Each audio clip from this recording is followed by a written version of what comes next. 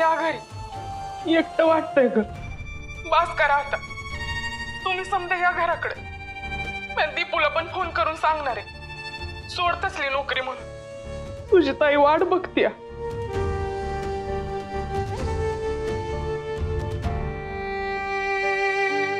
अगं मदर माऊली, अगं आपल्याला विमानातनं प्रवास करायचा आहे. तुला माझं लगीन बघायचं आहे. ते कन्याकुमारीतल्या समुद्रात पाय बुडवून मस्त सनसेट बघायचंय आपल्याला. आणि हो की अजून चुडीदार घ्यायचं राहिलाय. हे बघ, मी येणारे लगेच. आणि मी दीपू मामाला कॉल करून चांगलं खडसावणार आहे. तो पण येईल लवकरच. तू बघ, तू मी दीपू मामा आपली सगळी स्वप्न पूर्ण होणार आहेत बघ. मदर माऊली, तुला ना असं महालातल्या खुर्चीत मला राणीसारखं बसलेलं पाहायचंय. गप ग येडे. मी आपल्या इथल्या लाकडी खुर्चीतच बरी आहे. तुम्ही तुमचं काम आटपून लवकर घरी या म्हणजे झालं. हो, येते लवकर.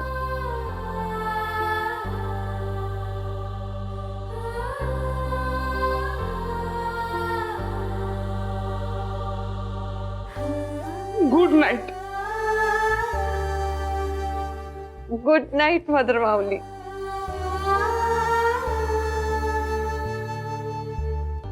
गुड नाईट ताई.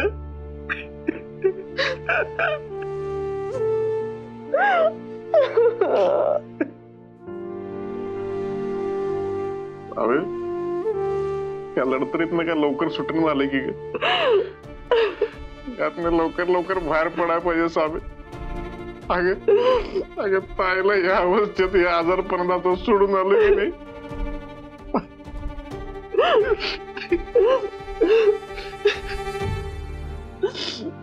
बाबा, मला मदर माऊलीची खूप काळजी वाटते.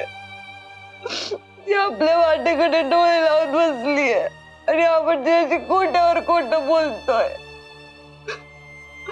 कधी संपेल सगळं लवकर संपलं पाहिजे.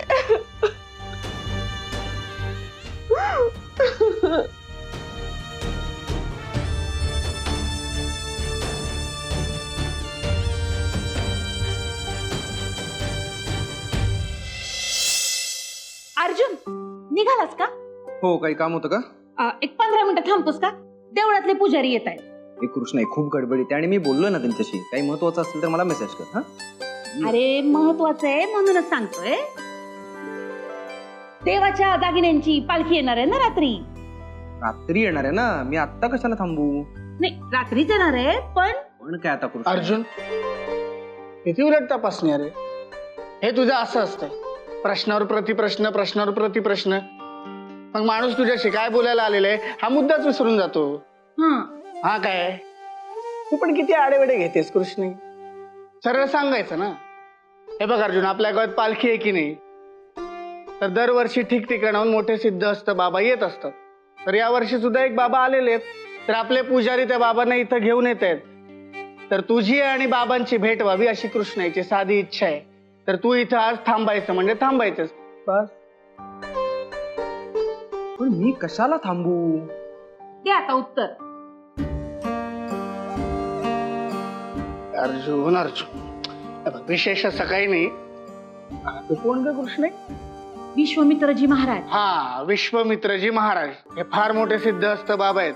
आणि ते भैरवगड मध्ये आलेले आहेत आणि अनायासे ते आपल्या घरी येत आहेत. त्याच्यामुळे काय होईल, साक्षात तुमचे दर्शन झाले म्हणून त्या बाबांना बरं वाटेल. आणि तुमच्या दोघांची भेट झाली म्हणून कृष्णाईला बरं वाटेल. इतकं साधे. त्याच्यामुळे तू इथं थांबायचं. आपल्या भीमा सदन मध्ये एवढे मोठे महापुरुष येत आहेत, त्यांचा आशीर्वाद घे ना. अगं कृष्णाई, मला सगळं मान्य आहे, पण आता पण काय कृष्णाई, मला तुझा आशीर्वाद पुरेसा आहे. बाईसाहेब, ते बाहेर पुजारी आणि साधूबाबा आलेत. ते बघ आले. चल चल चल चल, आता थांबावं लागतं की नाही.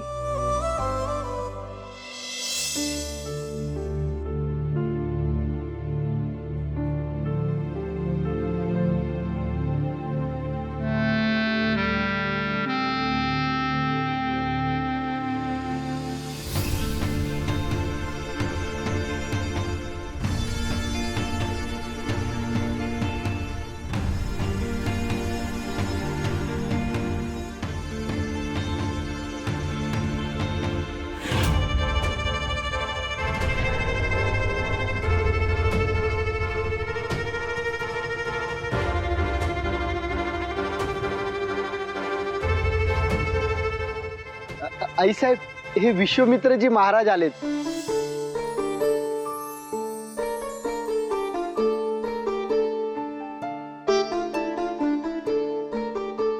शुभम भवतु. महाराज हेच ते कवठेकर कुटुंब.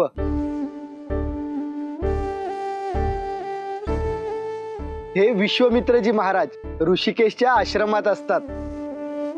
आपल्या भैरव देवाच्या उत्सवासाठी खास आलेत. मी त्यांना म्हणालो या वर्षीचा मान कवठेकर कुटुंबाकडे आहे. ते म्हणाले कवठेकर, मला त्यांना भेटायचंय. मग काय लगेच घेऊन आलो. महाराज हाच तो वाडा, आमच्या गावची शान आहे.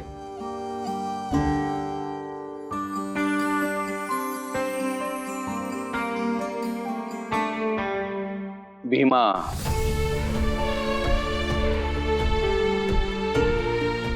भीमा सदन.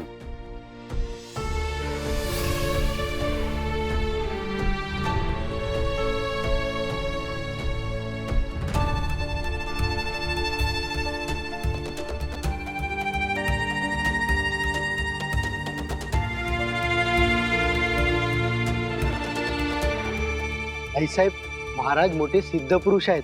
योगाचा अभ्यास आहे त्यांचा. शिवाय भविष्यातलंही कळतं त्यांना. आमचं अभाग्य तुमचे पाय आमच्या घराला लागले. घर मजबूत म्हणजे गावाला आसरा, आणि घर पोखरलं म्हणजे माणसांचा आणि गावाचा विनाश.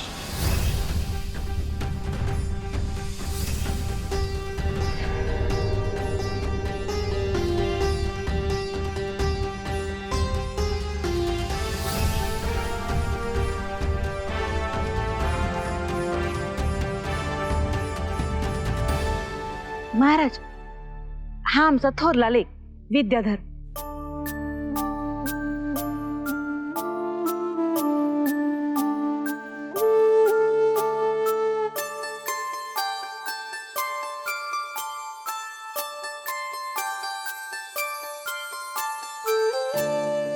वरून अशक्त पण आतून सशक्त. आतलं कवच कठीण, टणक, तुटता तुटत नाही.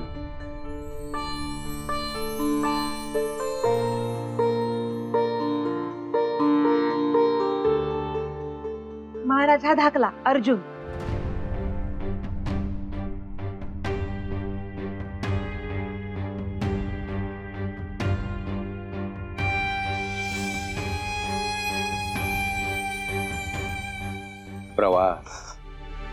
प्रवास चालू आहे. अविश्वासाकडून विश्वासाकडे, क्रोधाकडून शांतीकडे. शांती शांती शांती.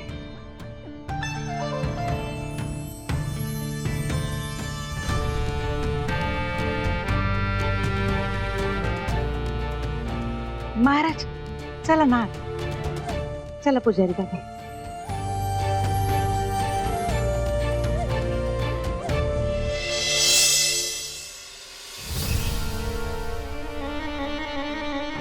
काय पाटील, कितना समझाना पड़ेगा इस मानसों को. काम करेगा ना बाबा ये.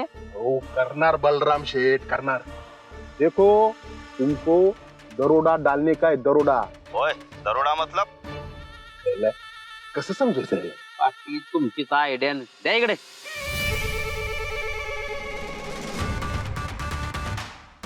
ए चिनपाटा ऐक, ओए गाड़ी नहीं देना. त्याला हे बरं कळलंय. बोला तुम्ही. जल्दी बोलो. दूसरा सुपारी भी और फर्नीचर का काम भी. देखो जब तुम दरोड़ा डालेगा ना, दरोड़ा, ओए दरोड़ा डाका डाका, तो बाकी किसी वस्तु को हाथ नहीं लगाने का. वो जो देव का सोना है ना उधर, बस उसको उठाने का, वो भागने का नहीं है. वो आमच्याकडे लाके देणे का. हा एवढं काम कर, मग डायरेक्ट पैसे नाही आंघोळे तुला काय. 15 लाख होगा. 15 लाख म्हणतंय ते. ओए हाँ 15 लाख दे देंगे लेकिन काम होने को मांगता हाँ? तुम्हारे मानुस को कब किधर पैसा देने का है, सिर्फ बता दो. हाँ ठीक है बता देता हूँ. सुनो वो फोन कट केला यानी कसला रुबाब आहे ह्याचा. 15 लाख म्हणतंय ते. तुम्हीच मोठी केली पैशाने आंघोळ घालतो म्हणून. ते म्हणाय गेलो म्हणून मी. तर ते 15 लाख कुठून आणणार आणि काय अवघड आहे पाटील आता. चमके, तुला एक काम सांगितलेलं धड करता येत नाही का ग? आता काय केलं मी? आता माझं चार्जर बघून ठेवता येत नाही का तुला? आधीच मला उशीर झाला इथे. मग मी म्हटलं होतं का कोणत्या बासुरीच्या नादाला लाग म्हणून? त्याचा काही संबंध नाही, कळलं ना? चार्जर शोध. आधीच तो तिरसट कसा आहे माहितीये ना? चला वेळेची कदर नाही, त्याच्याबद्दल मला आदर नाही. सुरू होईल त्याचं. चार्जर शोध ना. अगं सगळीकडे बघितलंय सावे, कुठंच नाही सापडत. एक काम करते, मला सापडले ना मी कुणाजवळ तरी पाठवून देते ना, तर मी घेऊन येते. आणि एवढं काय त्यात चार्जर फक्त ऑफिस मध्ये वापरायचं कुणाचं तरी. ए तेवढं कळतं मला. म्हणजे शानपणा शिकवती. नाहीतर एक काम कर, त्या 63चं घे चार्जर. तू चार्जर शोधतेस का नाही? तो 63 माझ्या नावानं बोंब मारत असेल आता. तू चिल मार मग, तो नसतोय जात एवढ्यात कुठं. तुला काही सांगून गेलतो? अगं त्या आपल्या भीमा सदन मध्ये कोणतरी एक लई मोठा बाबा आलाय. आता गेले होते ना मगाशी मी. हा लई आव बघत चालली बर का त्याची. म्हणून 63 काय इतक्या लवकर कुठं जायचं नाही. तू टेन्शन नको. हे भाईसाहेबांचा फोन. चाय पे बुलाया है. गप ग. हाय साहेब, बोला की. सावित्री काय करतेस ग? आता ऑफिसलाच निघाले होते. जरा घरी येते का? चाय पे. काही झालंय का? नाही नाही काही झालं नाहीये, पण घरी ये ना. बरं बरं आले. माझ्या मनातलं विश्वामित्रजी महाराजांना कळेल का? सावित्री आणि अर्जुन सगळं जुळून येऊ दे रे बाबा. पैशाचं काय घेऊन बसला? 7.5 लाख मी देतो, 7.5 तुम्ही टाका. इथं तो बावड्या 7.5 रुपये द्यायला तयार नाही. 7.5 लाख कुठने आणाय?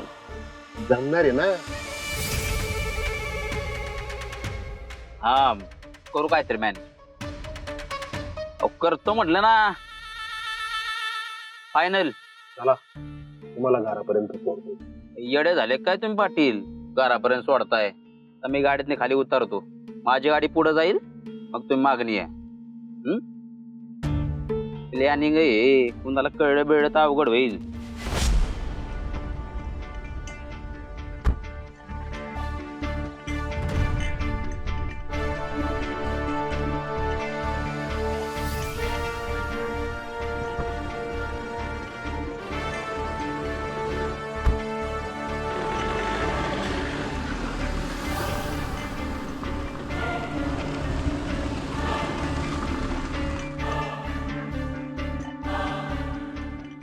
बलराम साहेब, हे ढोले पाटील तर कवटेकरांचा दुश्मन आहे.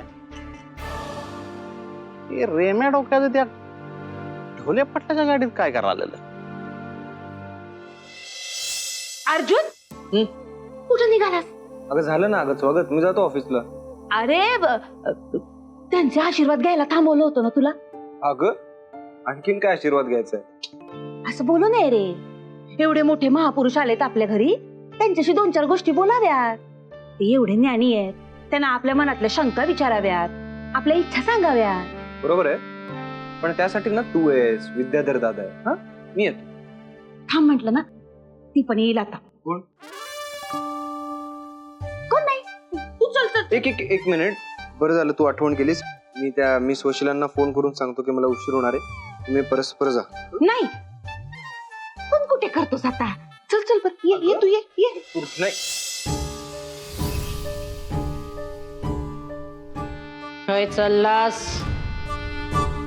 ते बाहेर महाराज आलेत ना.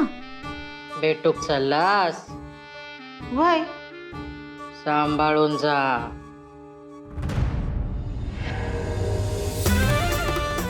जास्त पुढे पुढे करा नको. का? तो मनातला ओळखता तो.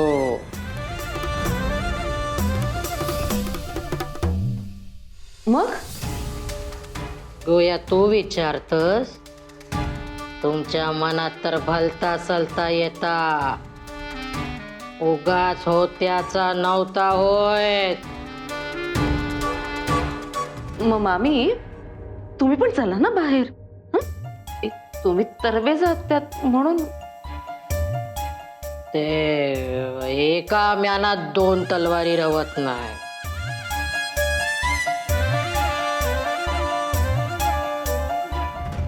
आणि माझा तो ध्यान चालला. ओम रेम क्लेम क्लेम क्लेम क्लेम क्लेम चामुंडा विच्चे. महाराज, तुम्ही आल्यापासून ना घरात एक चैतन्यच पसरले. तुमची ओळख करून देतो. हा, मला तर सगळंच माहितीये, तरी पण ही आमची थोरली सून नंदा. तो मनातला ओळखता तो.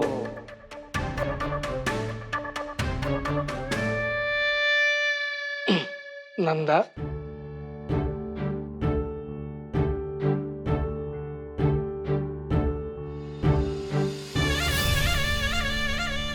भविष्य जाणून घेण्याची भीती वाटते ना, आम्हालाही भविष्य सांगण्याची भीती वाटते. नियतीचा ललाट लेख प्रत्येकाच्या भारी लिहिलेला असतो, पण ती वाचण्यासाठीची कला आणि ती कला मिळविण्याची विद्या फारच थोड्यांना अवगत असते. दुर्दैवानं ती मला अवगत आहे. दुर्दैवानं असं का म्हणताय महाराज? कारण आत्ताचा क्षण महत्वाचा, मागचं आठवणं हाही शापच, आणि पुढचं दिसणंही शापच. नाही तरी आशीर्वाद असू द्या नंदा.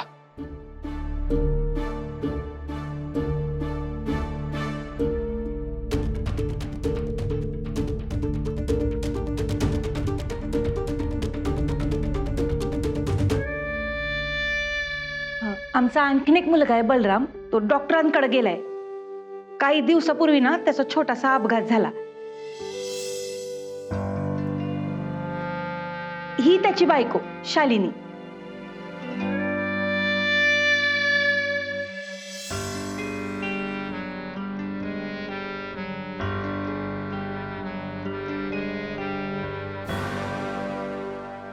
आणि हे आमचं शेंडेफळ प्रिया.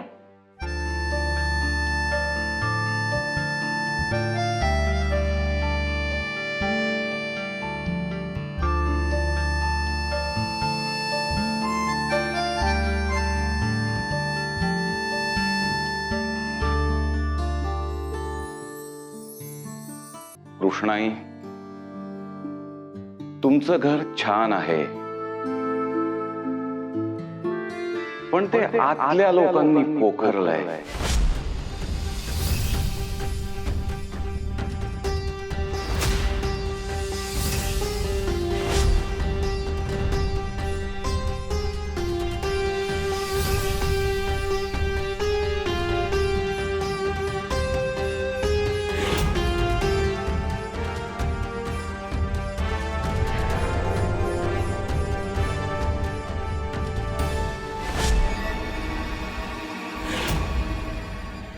पण ते बाहेरच्या लोकांनी सावरलंय.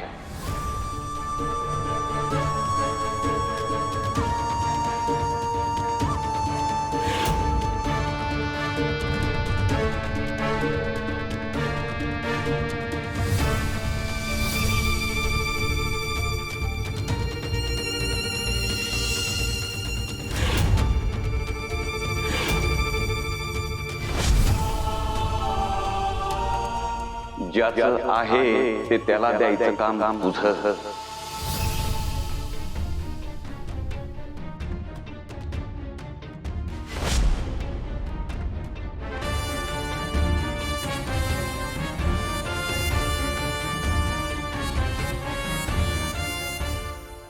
हे घर तुझं सावरणारे,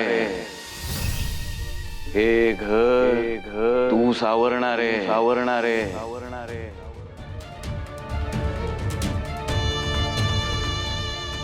शुभम भवतु.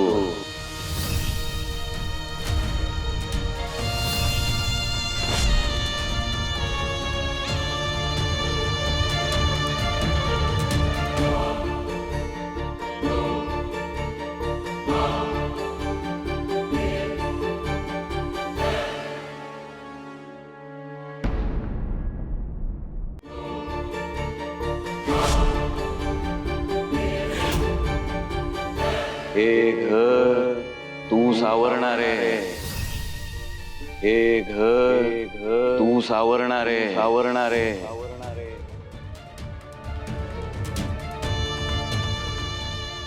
शुभम भवतु.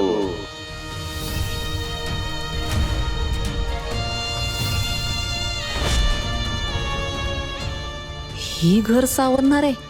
हे महाराज काय डोक्यावर पडलेत का?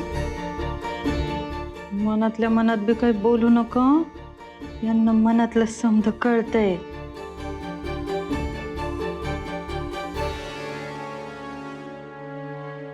पण महाराज, तुम्ही असं का म्हणालात? घर पोखरलंय म्हणजे?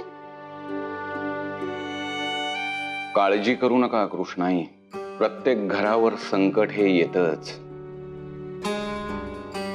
पण ते संकट परतून लावण्यासाठीची लोक, समर्थ लोक या घरात आहेत.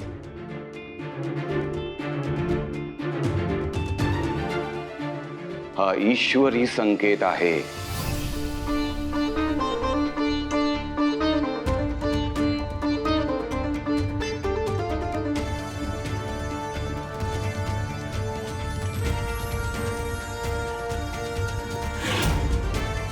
अगदी बरोबर बोललात महाराज. नाही म्हणजे आता बघा ना, हा आमचा भाऊ अर्जुन. म्हणजे काही वर्षांपूर्वी आम्ही थोडासा अडचणीत होतो, तेव्हा हा इथं नव्हता, बाहेरगावी होता शिकायला.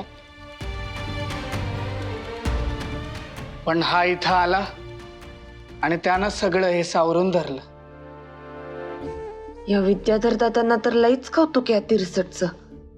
विश्वंभर सांगतोय की त्याने समद बळकावला, आणि विद्याधर म्हणतोय त्याने समद सावरलं. सतत त्याचं प्रगती पुस्तक दाखवत हिंडायचं अवघड आहे ना. स्वतःचा फायदा होऊ देत ना आमचा. स्वतःबद्दल विचारा ना कधीतरी.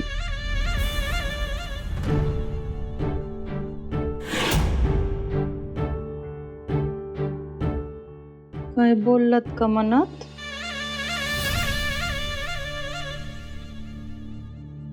कृष्णाई, मला ऑफिसला उशीर होतोय, मी येतो. हं? गुरुजी येऊ? अर्जुन, तू कुठं निघालास?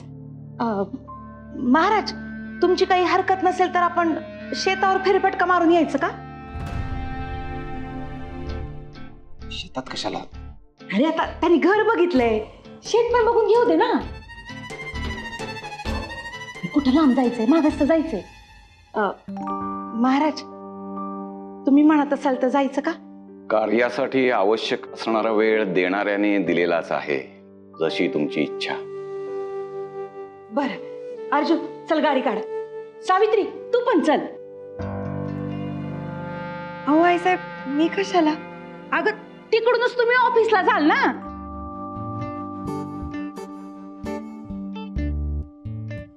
तुम्हाला उशीर होतोय ना. हो बरं, इकडे ये, पाया पड.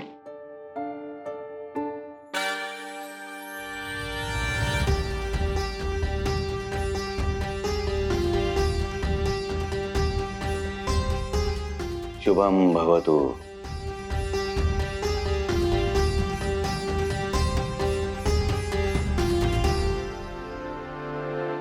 चालायचं ना गुरुजी? जा ना, गाडी काढ ना.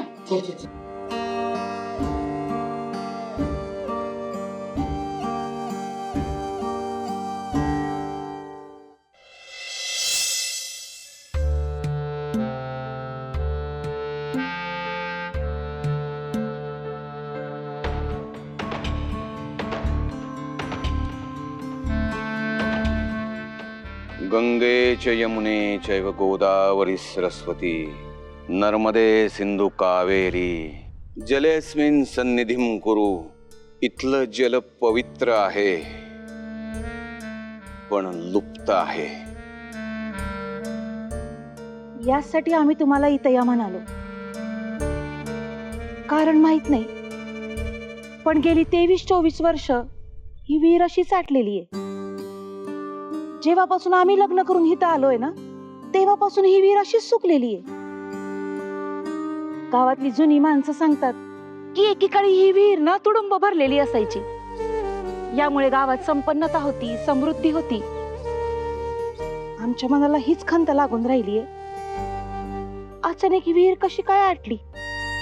असं काय करता येईल ज्यानं या विहिरीला पुन्हा पाणी लागल?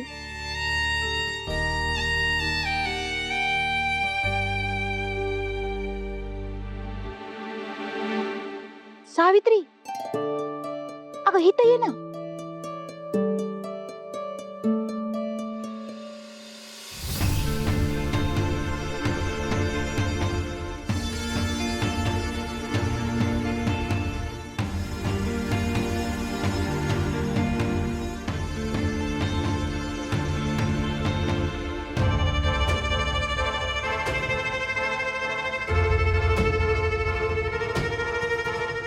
ही जमीन मूळ तुमची नाही.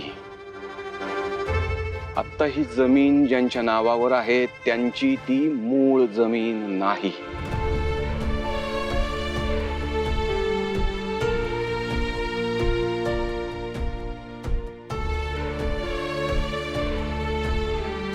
बरोबर आहे तुमचं महाराज. आता तुमच्यापासून काय लपवायचं?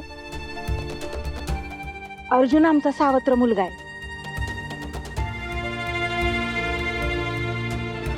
त्याची आई भीमाबाई, त्यांच्या घराण्याची ही मूळ जमीन आहे.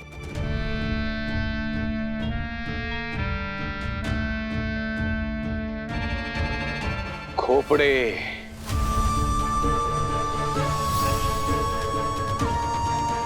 हो, खोपडे चाटणार आहे त्यांचं. त्यांच्याकडून ही जमीन आमच्या यजमानांकडे आली, म्हणून त्या जमिनीवर कवठेकरांचं नाव आहे.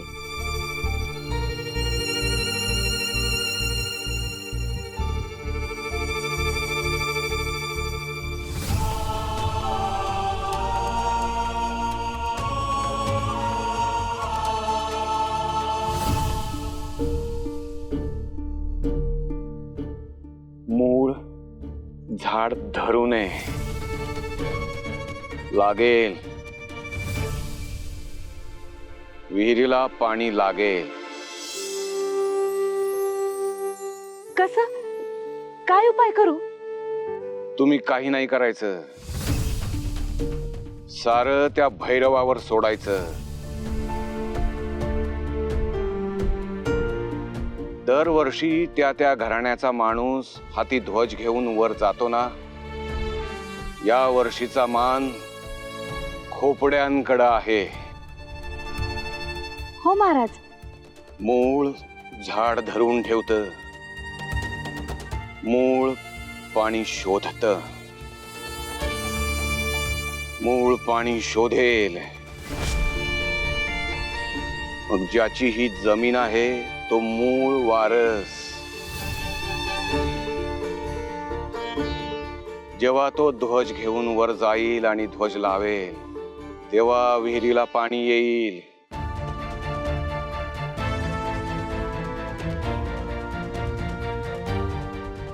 तसं झालं तर चांगलं होईल. भैरव देवाच्या नावानं, भैरव देवाच्या नावानं, सांग भलं. देवाच्या नावानं, सांग भलं. भैरव देवाच्या नावानं, सांग भलं. भैरव त्या वारसाची वाट पाहतोय. त्याच्या हातून लागू दे ध्वज, मग होईल सगळं नीट.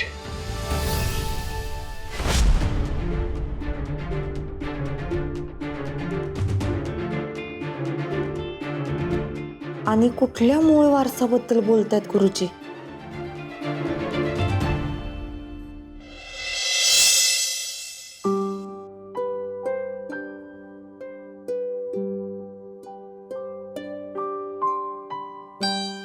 बरोबर आहे, तुझंच आहे. तू झेंडा लावलास ना की सगळं ठीक होईल बघ. कृष्ण तुला आत्ताच म्हातार तळ लागलाय की काय? अगं एकटीच काय बरळतीयेस? अरे बरळत नव्हतो, विचार करत होतो. महाराज बरोबर बोलले. या जमिनीचे मूळ मालक कोण? भीमाबाईंचे वडील, म्हणजे खऱ्या वारसदार भीमाबाई. त्यांच्यानंतर हे सगळं तुझंच आहे की रे. सांभाळायला कोणी नव्हतं म्हणून तुझ्या बाबांनी जबाबदारी घेतली. आतापर्यंत जेव्हा जेव्हा कवठेकरांकडे झेंड्याचा मान आला तेव्हा तू लहान असल्यामुळे तुझे बाबा गेले. फॉरेनला गेल्यावर बलराम गेला. म्हणजे अजूनपर्यंत तू गेलाच नाहीयेस. म्हणजे एक खरा वारसदार गेलेलाच नाहीये ना. आता यंदा तू जाणार म्हणजे बघ, विहिरीला पाणी लागलंच. सगळं छान होणार. नाही कृष्ण बरोबर आहे, अगदीच बरोबर आहे तू.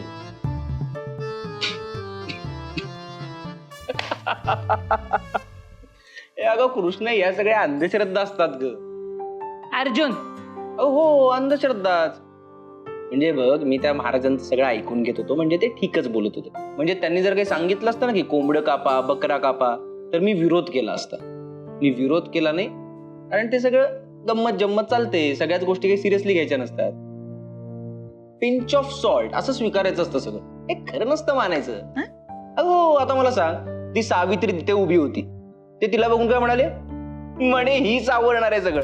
अगं ही कशी सावरेल? अगं ती फक्त माझी एम्प्लॉई आहे, म्हणे ती सावरणार आहे सगळं.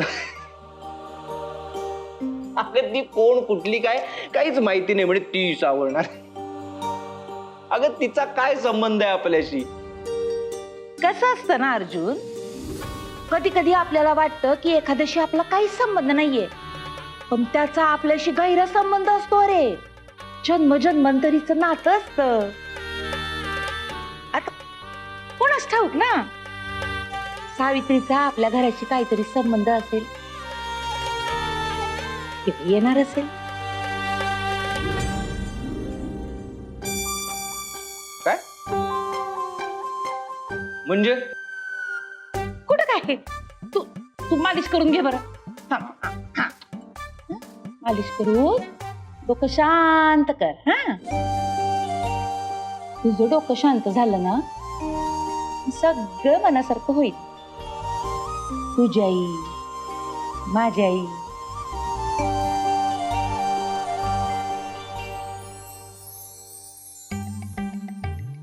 अगं अगं सावेत तेलाची अख्खी वाटी उलटी करायचं काय डोक्यात? हा अरे मामा असू दे रे, एकतरी इतक्या दिवसांनी टाइम मिळालाय. तुझ्या वरवर काय दिसणाऱ्या केसांचं मूळ पांढरे तिथपर्यंत नको का पोचायला? मामा डाय करून घे. हा जे पांढरे केस दिसत आहेत, संशय नकोय. भैरव त्या वारसाची वाट पाहतोय. त्याच्या हातून लागू दे ध्वज, मग होईल सगळं नीट. काहीतरी झोल आहे. अगं करतो ग केस काळे. अगं गडबडीत राहून गेले. अरे ते नाही रे, मग या कवठेकरांचा कारभार लईच किचमिड कालाय बघ. म्हणजे बघ, हा तिरसट सावत्र आहे आणि ते बलराम, विद्याधर, ती प्रिया, हे सगळे आईसाहेबांचे सख्खे आहेत. आणि त्या अर्जुनची आई वेगळीच आहे. सावे तुला एक रद्दी काढून वाचायची लय हौस आहे बघ. हे काय नवीन सांगायलास होय? सगळ्या गावाला माहित आहे ती. अरे ऐक तर आधी, आपण ज्या माहितीला रद्दी म्हणून बाजूला ठेवली आहे त्याची कात्रणं करून ठेवायला लागणार आहेत. का सांगते. झोल असा आहे की जी जमीन आहे ना ती ओरिजिनली अर्जुनच्याच आईची आहे. मी जरा कन्फ्युज झाली आहे बघ याच्यात. थांब, कन्फ्युज होण्यासारखं काय आहे? हा सिंपल आहे सगळं.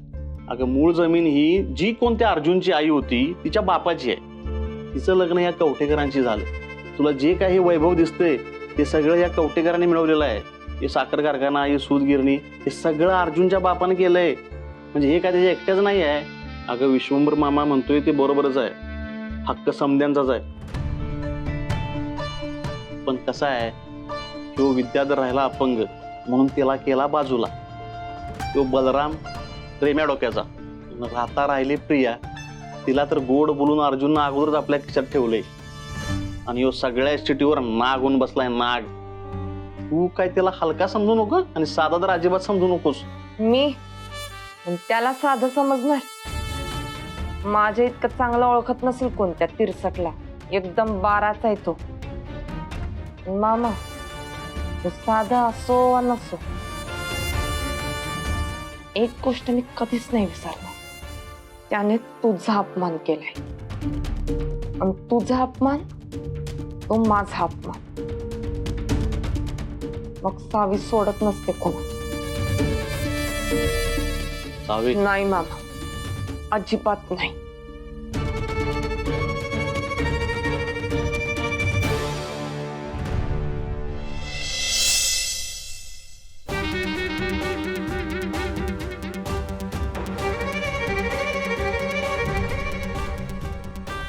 येऊ का?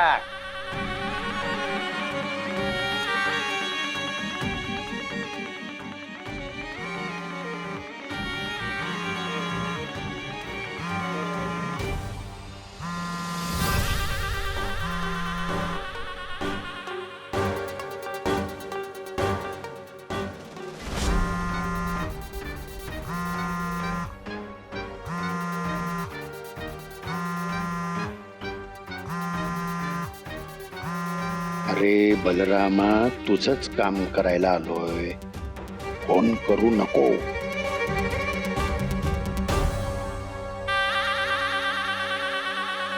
आत येऊ का? मामा, मला तुझं एक आवडतं, म्हणजे आत येऊन विचारतोच आत येऊ का.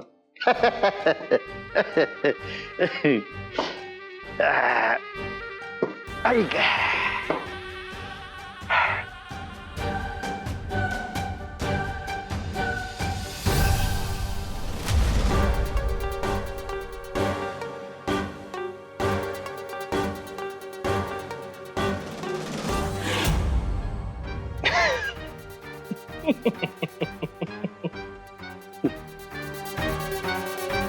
मामा, तुझी नजर कशी आहे माहितीये का?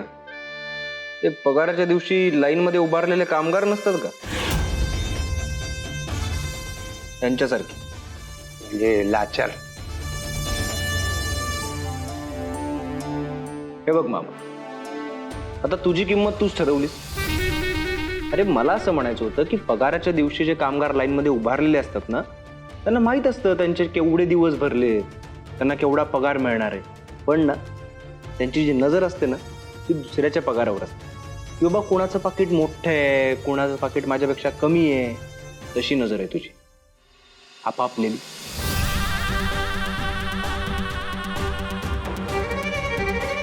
कर कर कर, अपमान कर. आता काय ना, सवय झाली आहे मला. म्हणजे रोज सकाळी कुणी अपमान नाही केला ना, तर दिवसाची सुरुवातच झाली नाही असंच वाटतं.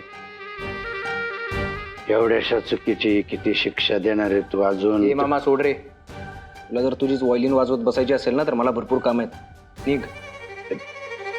कामासाठी चालू ना, कामासाठी चालू आहे. तर तुला तर माहिती आहे, आता भैरव देवाचा उत्सव आहे.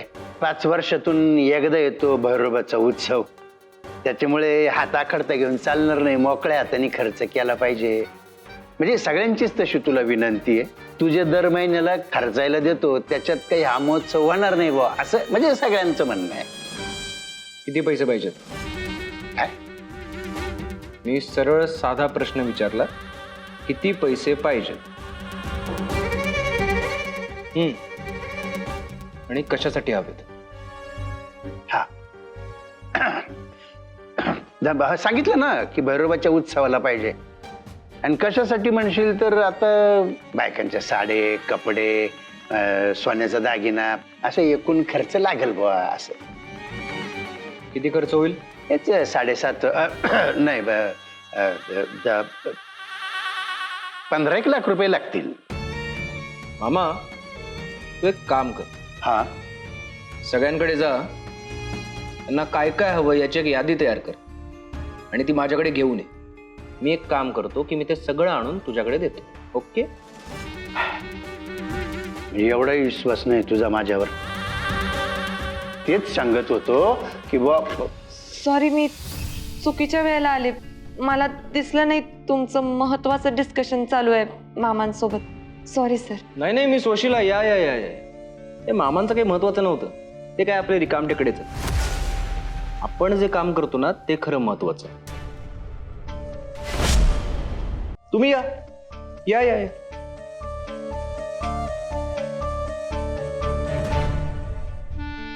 तुम्ही एवढ्या घाईने कशा? सर, ते गोडाऊनची तयारी होत आली आहे ना, तर त्याची साईट व्हिजिटिंग करायची होती. तुम्ही एकदा पाहून घेतलं की कसं पुढचं काम करता येईल. अच्छा, आज ते पण आहे नाही का? मी सोशीला तुम्ही एक काम करा, तुम्ही जा आणि ते सर्वेचं बघा आणि मला येऊन सांगा.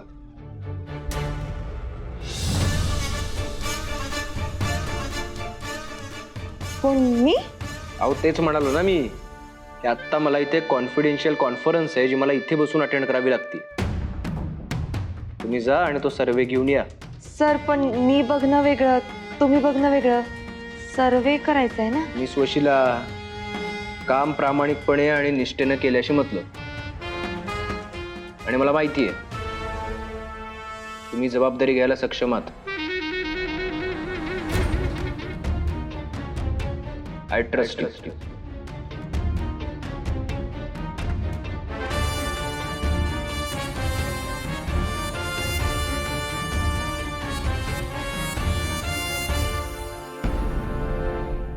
हे बघा, मी स्वशीला काम प्रामाणिकपणे आणि निष्ठेने करणं महत्वाचं, आणि मला माहिती आहे तुम्ही जबाबदारी घ्यायला सक्षम आहात. I trust you.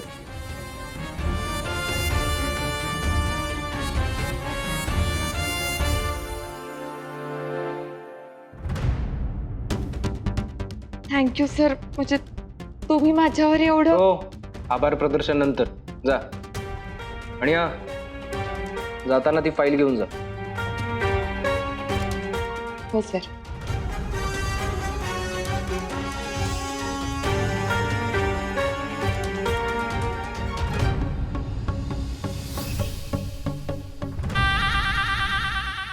मामा, तुम्ही इथेच जर असं बसून राहिलात ना तर तुमचा पुतळा होईल, आणि तो पुतळा फार फार तर मी इथे मागच्या कॅन्टीनमध्ये लावू शकेन.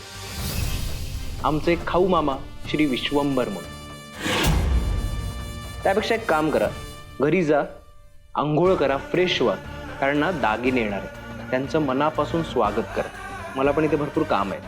नाही, पण मी म्हणत होतो की जर तू एवढं. मामा, लिस्ट घेऊन या आणि मग मला द्या. चल जा जा जा जा.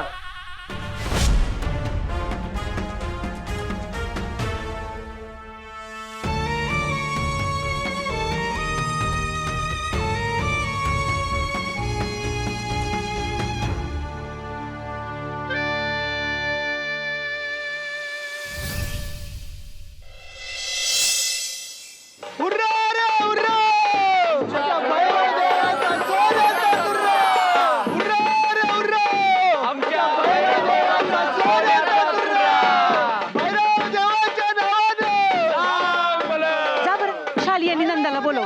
पालखी दारापर्यंत आली म्हणावं.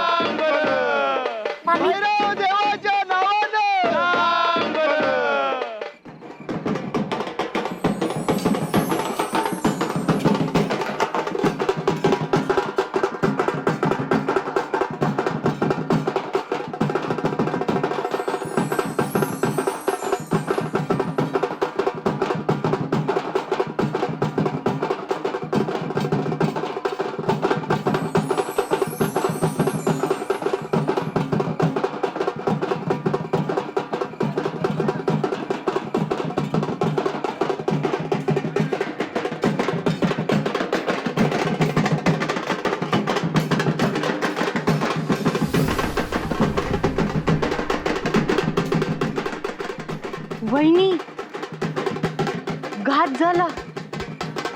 तुम्ही एवढं तयार होऊन आल्या तर शेवटी अर्जुन भाऊजींनी त्यांच्या मनचंच केलं. ते बघा.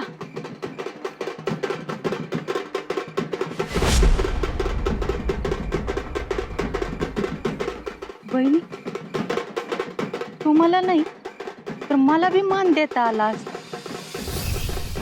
पण आता तिचं तर लग्न बी नाही झालेलं तरी बी आज ही ओवाळणार. बहिणी आज काय खरं नाही. आज समध्या गावापुढं तुमचा अपमान होणार. बघवणार नाही हो आम्हाला.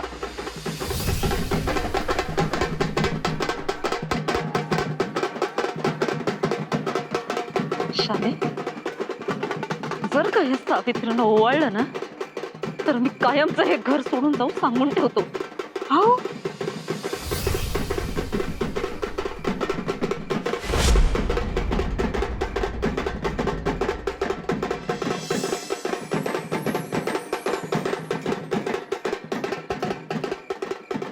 हुर्रा रे हुर्रा! भैरव देवाच्या नावानं! भैरव देवाच्या नावानं!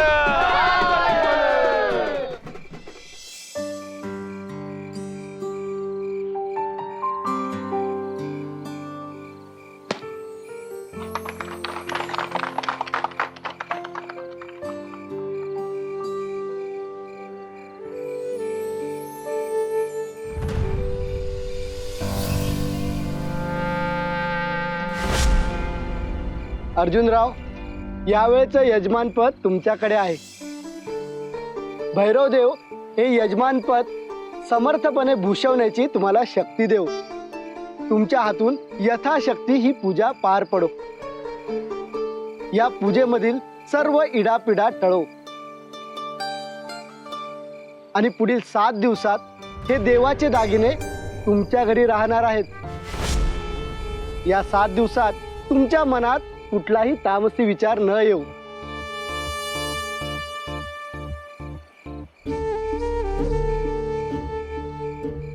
कारण या दागिन्याच्या रूपाने साक्षात देवच तुमच्या घरी राहणार आहेत. शुभम भवतु.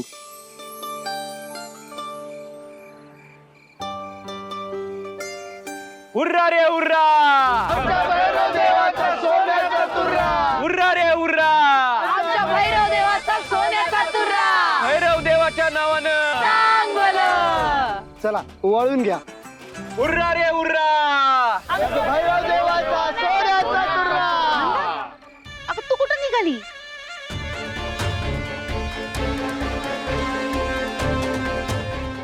अर्जुन भाऊजी आम्हाला मान देणार नाहीत हे माहित होतं. पण आमचा एवढा अपमान करतील ते माहित नव्हतं. तेही अख्ख्या गावासमोर. हुर्रा रे हुर्रा! आमच्या भैरव देवाचा सोन्याचा तुरा! हुर्रा रे हुर्रा! आमच्या भैरव देवाचा सोन्याचा तुरा! भैरव देवाच्या नावानं सांग भलं! भैरव देवाच्या नावानं सांग भलं! हुर्रा रे हुर्रा! आमच्या भैरव देवाच्या सोन्याचा तुरा! वहिनी ओवाळताय ना? आम्ही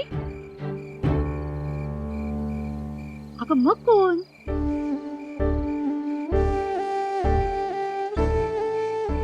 अगं प्रिया जा परत ते तबक दे हिला.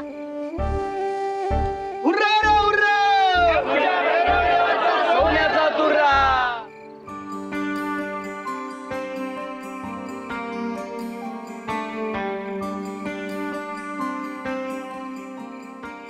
हुर्रा रे हुर्रा! सोन्याचा तुरा! हुर्रा रे हुर्रा! भैरव देवाचा सोन्याचा तुरा! भैरव देवाच्या नावानं भैरव देवाच्या नावानं सांग भलं!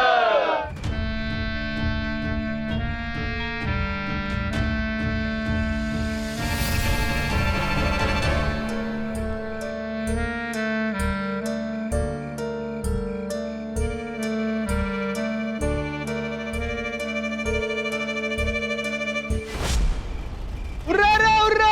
भैरव देवाचा सोन्याचा तुरा. हुर्रा रे हुर्रा! भैरव देवाचा सोन्याचा तुरा.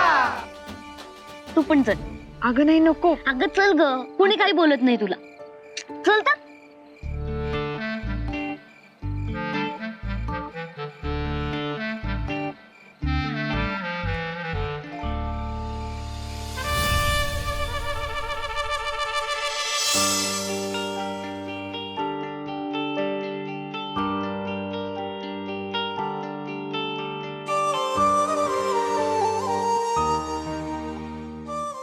भैरव देवाच्या नावानं सांग भलं, भैरव देवाच्या नावानं सांग भलं.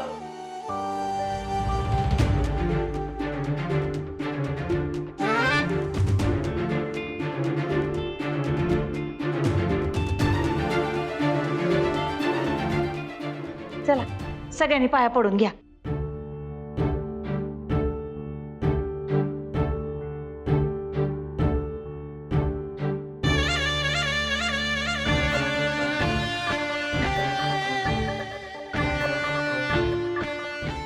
सात दिवस आहेत घरात. अंगाव नाही तर नाही, निदान एकदा तरी हातात घेऊन बघायचे.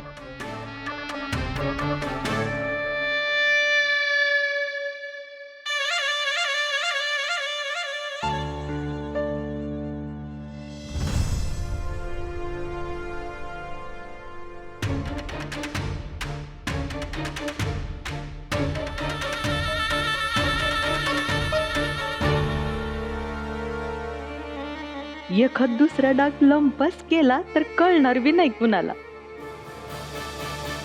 बाबू एवढं बघून त्या चोरांचं माथं फिरायला नको, नाहीतर 15 लाख पण गायब, दागिने पण गायब.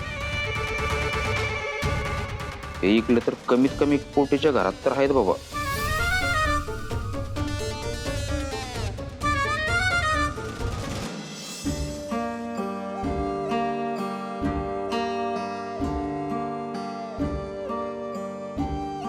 सावित्री,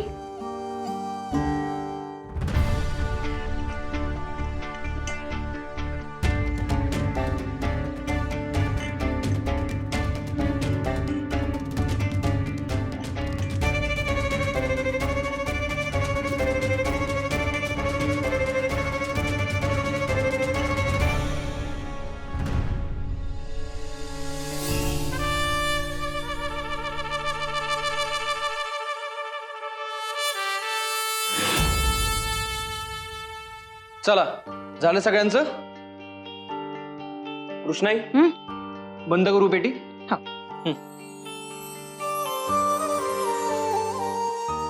बोला भैरव देवाच्या नावानं सांग भलं, भैरव देवाच्या नावानं सांग भलं. सांग भलं.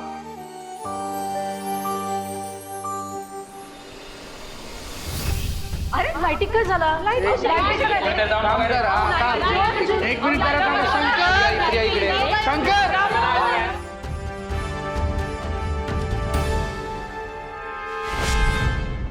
हर देवा भैरवा, घात झालो, दागिन्यांची पेटी गायब.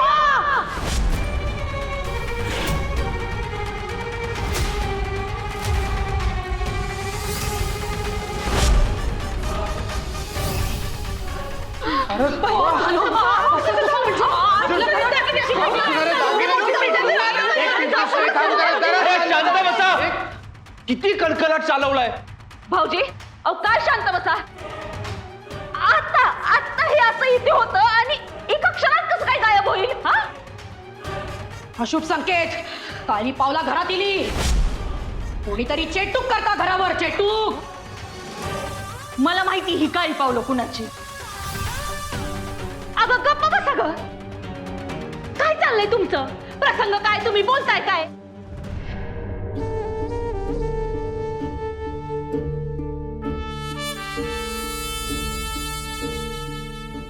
विद्याधर, अर्जुन, अरे बाबांनो काहीतरी करा. देवाचे मानाचे दागिने होते रे, आपल्यावर जबाबदारी होती. सगळे तर इथंच आहेत, मग दागिन्यांची पेटी गेली कुठं? मायला या पाटलानं न सांगता प्लॅन अंमलात आणला का काय? सांगायला काय धाड भरली होती वे याला. बाहेर कोणाला कळलं तर नाचक्की होणार आहे, नाचक्की.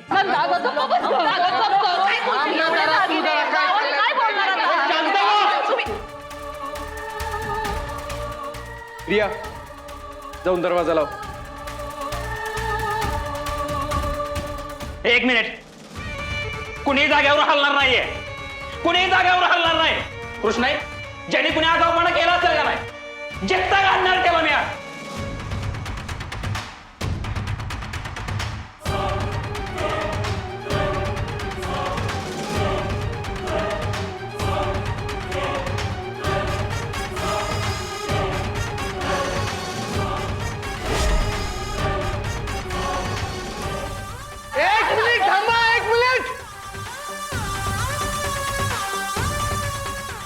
काय मूर्खासारखी बडबड लावली सगळ्यांनी?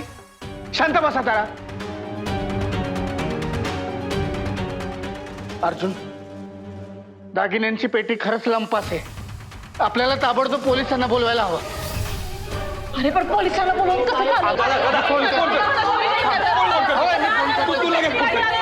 कर. ए, शांत मारे. दादा, पोलिसांना बोलवण्याचं काही एक कारण नाहीये. का? भैरवाचे मानाचे दागिने गायब झालेत आणि मी हा असा शांत उभा राहीन असं वाटतं तुम्हाला?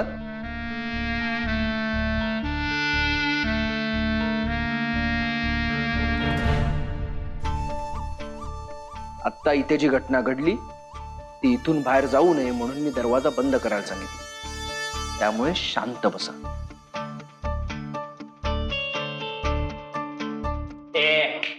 मी नाही शांत बसणार, कळलं? इथं आमच्या इज्जतीचा प्रश्न आहे. आजकाल कवठेकरांच्या इज्जतीचा सवाल आहे हा, कळलं? अरे तुला काय पडले? बलराम, कवठेकरांची इज्जत मला तुझ्यापेक्षा जास्त प्रिय. कृष्णाई, दादा, घाबरून जाण्याचं काही एक कारण नाहीये. दागिने एका सुरक्षित ठिकाणी पोहोचवलेले आहे.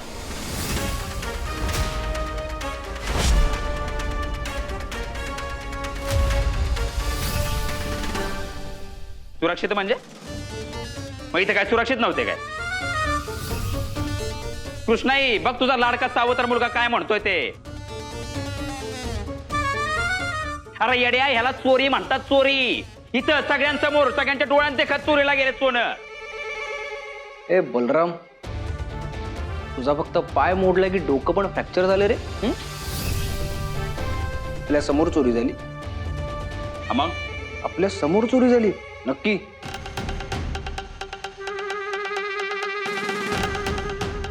अंधारात वगैरे दिसतं की काय तुला? नाही म्हणजे तू आहेस कोण?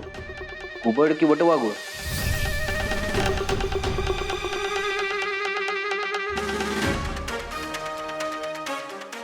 दागिने कुठेही गेलेले नाहीत. मी म्हटलं तसं दागिने मी एका सुरक्षित ठिकाणी पोहोचवलेले आहे.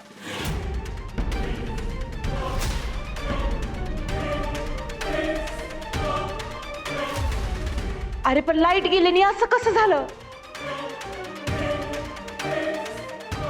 कृष्णाई, लाईट गेले नाहीत, ते मी घालवले.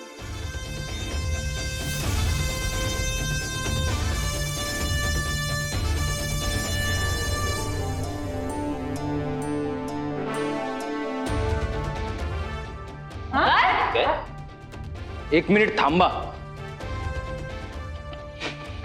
शंकर, इकडे.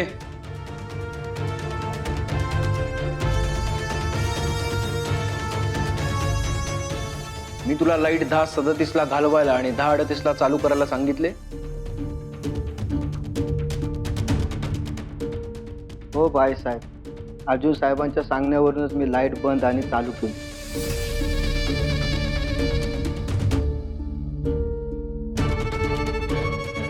शंकर, येतो.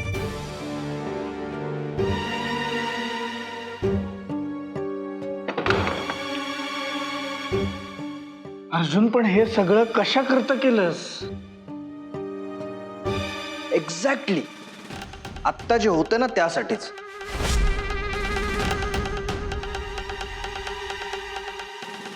आत्ता दागिने इथे नाहीयेत आणि दागिने कुठे आहेत हे फक्त मला मला मला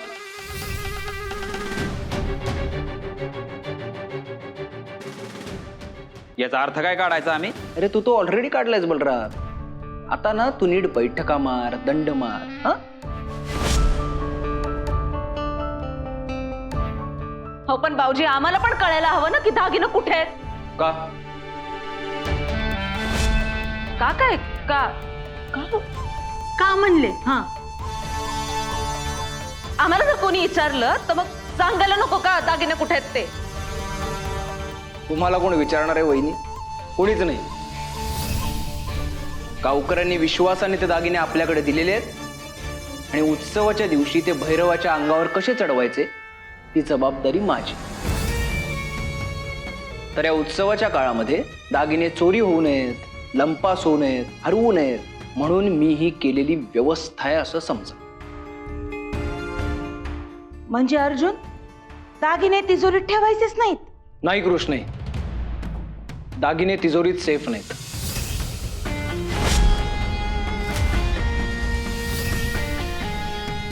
त्याला काय अर्थ आहे? हा? दागिने तिजोरीतच पाहिजेत ना. दागिने तिजोरीत असतील तरच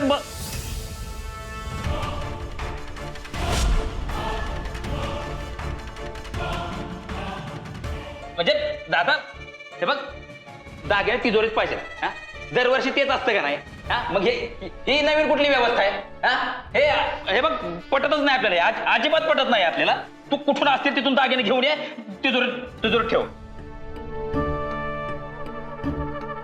तिजोरीत दागिने पाहिजेत. झालं ना तू?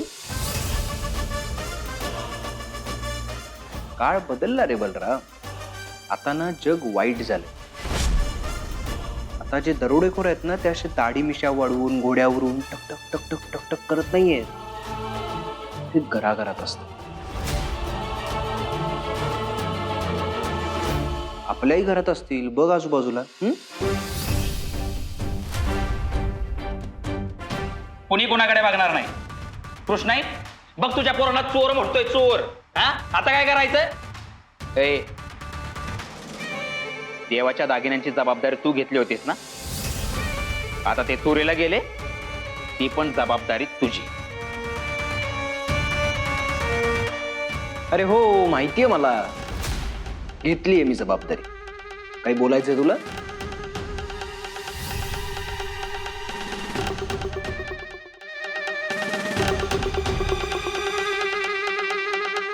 कवठेकरांची इब्रत ही माझी इब्रत आहे. यावर्षी कवठेकरांचा वारस म्हणून मी झेंडावरती घेऊन जाणार आहे. त्यामुळे दागिने कसे सेफ ठेवायचे ही सुद्धा जबाबदारी माझी. अरे पण अर्जुन, हे सगळं तुझ्या एकट्याच्या डोक्यावर का घेतोयस तू? हा, कृष्णाई देव न करो आणि उद्या जरी दुर्घटना घडली आणि तुम्हाला ही गोष्ट माहितीच नसेल तर तुमच्या जीवाला धोका नाहीये, फक्त माझ्या जीवाला धोका आहे. कधी कधी माहिती असते ना कृष्णाई, ते वरदान नसते, शाप असतं. आणि तो शाप समस्त कवठेकरांच्या वतीने मी माझ्या एकट्याच्या डोक्यावर घेतोय. त्यामुळे घाबरण्याचं काहीही कारण नाही. अर्जुन, काही काय बोलतोस? तुला काहीही होणार नाही. अगं मला माहितीये मला काहीच होणार नाहीये. भैरवाचा आशीर्वाद आहे आपल्यावर. आणि हा, उद्या गुढीपाडवा आहे, तर सगळ्यांनी नटून थटून गुढीपाडवा आनंदाने साजरा करा. दागिने जिथे असायला पाहिजे तिथे ते आहे आणि ते सेफ आहेत.